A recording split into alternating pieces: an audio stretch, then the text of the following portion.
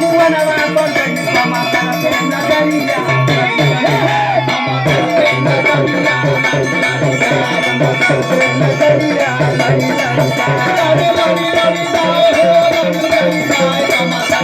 नजरिया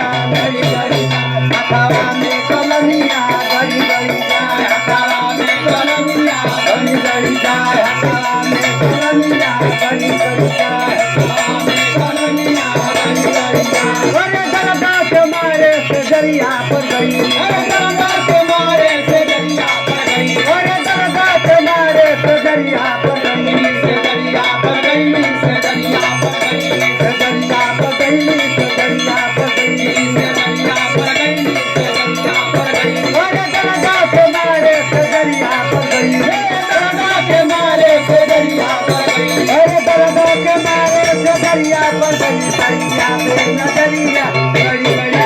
सैया पे नजरिया बड़ी बड़ी सैया पे नजरिया बड़ी बड़ी अरे लड़ी लड़ी हो रहा लड़ी लड़ी सैया पे नजरिया बड़ी बड़ी सैया पे नजरिया लड़ी लड़ी हथवा में कलमिया बड़ी बड़ी हथवा में कलमिया बड़ी बड़ी अरे दरदा के मारे से दरिया पर गई दरदा के मारे से दरिया पर गई